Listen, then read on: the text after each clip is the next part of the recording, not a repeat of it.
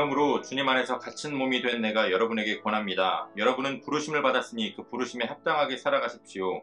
겸손함과 온유함으로 깍듯이 대하십시오. 오래 참음으로써 사랑으로 서로 용납하십시오. 성령이 여러분을 평화의 띠로 묶어서 하나가 되게 해주신 것을 힘써 지키십시오. 그리스도의 몸도 하나요 성령도 하나입니다.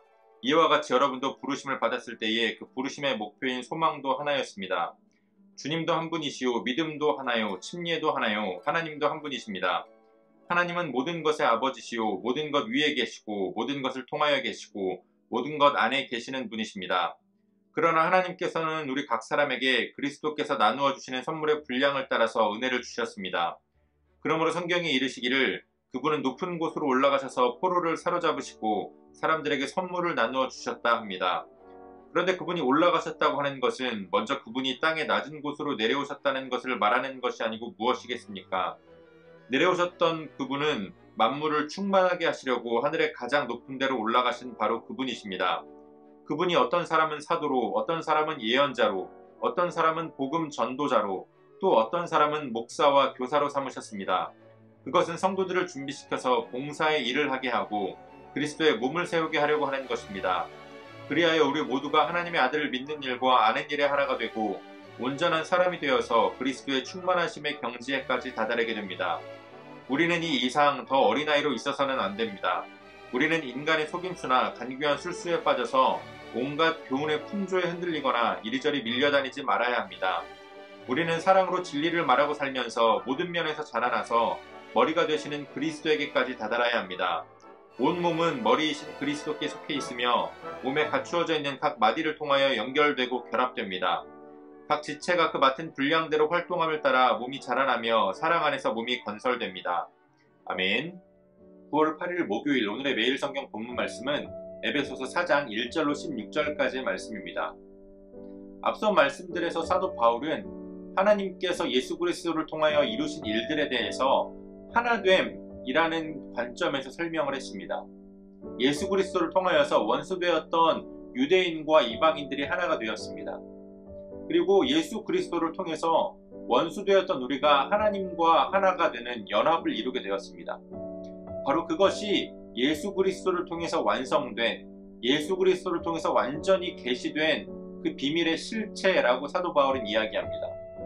그러면서 오늘의 본문에서 사도 바울은 그러한 비밀을 받은 자로서, 그러면 그러한 예수 그리스도의 사역을 경험하고 그 예수 그리스도를 통해서 주신 그 복음을 받아들이고 오늘 하나님께서 말씀하신 대로 하나 되게 하신, 그래서 한 몸 된 그리스도의 성도들이 어떻게 살아가야 하는가를 말씀하고 있습니다.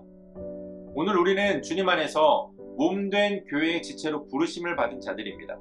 그것은 단순한 지역교회의 지체의 의미도 있고 또한 온 우주적인 그런 우주적 교회의 지체로서의 부르심에 그러한 의미도 담겨 있습니다. 그리고 사도 바울은 우리가 그러한 부르심에 합당하게 살아가야 한다라고 말씀합니다. 그 부르심에 합당하게 살아가는 모습은 겸손함과 온유함으로 깍듯이 대하는 것입니다. 또한 오래 참음으로써 사랑으로 서로 용납하는 일입니다. 성령이 평화의 띠로 묶어서 하나 되게 해주신 것을 힘써 지키는 것입니다. 한 분이신 하나님께서 이방인과 유대인들을 하나 되게 하셨고 또 그들로 하여금 그리스도의 몸된 교회를 이루게 하셨습니다.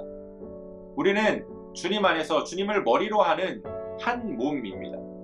한 몸 안에서는 그 어떠한 지체도 내가 다른 지체보다 더 낫다라고 말할 수 없습니다.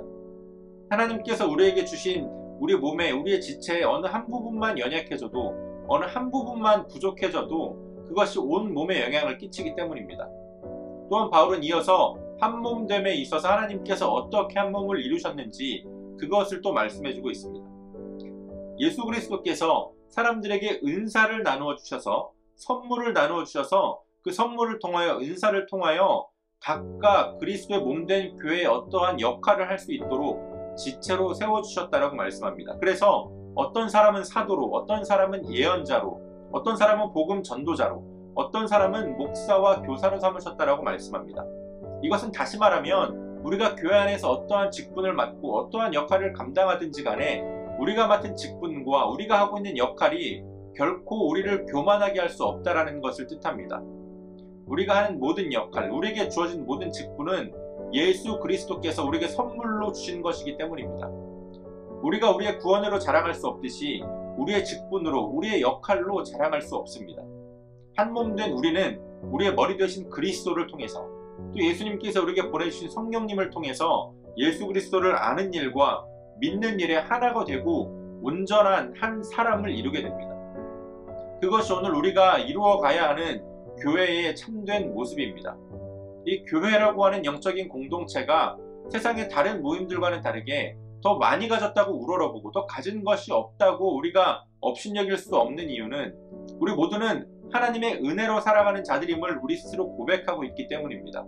우리가 그리스도의 몸된 교회임을 고백하면서 우리 주변에 있는 지체들을 서로 돌아보고 사랑으로 하나 되는, 사랑이 충만한 교회로 우리 몸된 교회가 더욱더 든든히 세워져 가기를 소원합니다.